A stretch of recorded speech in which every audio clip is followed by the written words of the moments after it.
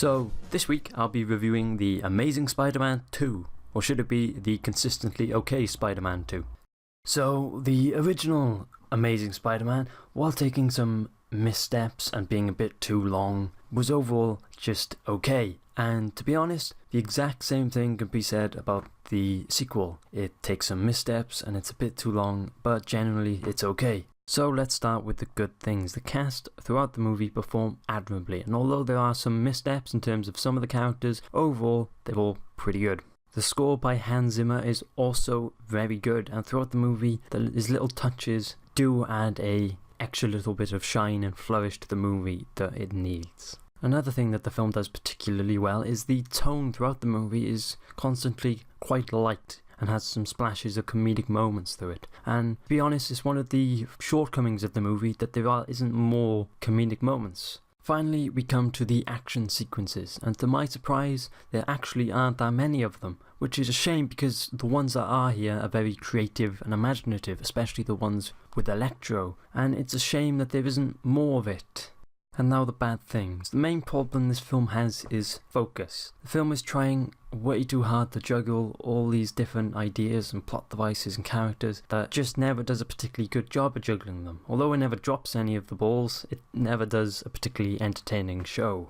So once again, the film tries to add an elaborate and convoluted story to Spider-Man's origin, and again it just fails and becomes uninteresting. The secret revelations about the history of his powers and his father's tying to the story just come off as boring and contrived, and it's just not very interesting, and it could have easily been cut from the movie, but the movie trying to add all this in just ruins the focus of the movie. Next we have the two main characters' romance story, and instead of just showing us their relationship, the movie for some reason deems that they have to have a soap opera split up. Are we together? Are we not together? Bullcrap that just makes it more convoluted and makes us less invested in their relationship. Next, we come to the villains, and although both actors perform admirably, these are the two big, underwhelming features of the movie. They both just come off undercooked, which is a shame because there are some strong ideas at play.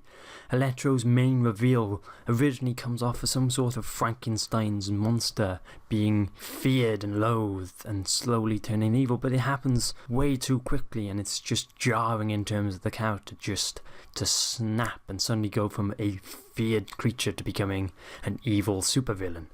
Next we have Dane DeHaan as the Green Goblin, and although he starts off quite an annoying character, he does redeem himself throughout the movie, but again, the movie doesn't give him enough focus and enough time for him to actually become a good character. Instead he just comes out with a whimper instead of a bang.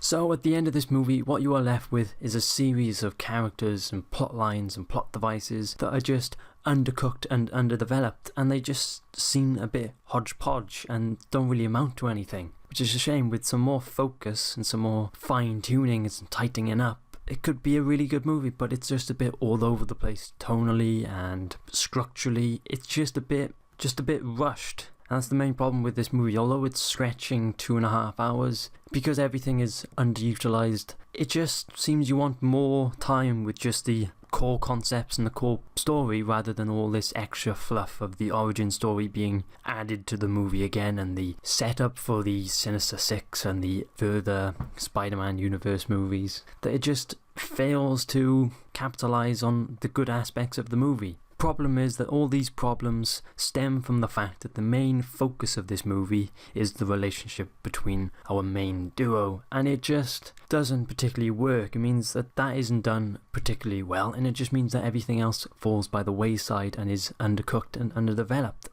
So now it's time for rating. I'm going to be giving this movie 6 and a bit out of 10. Although there are quite a few missteps and it's too long, there is an entertaining movie in there, and general audiences are still going to come out pretty pleased. It just doesn't hold up to any kind of scrutiny.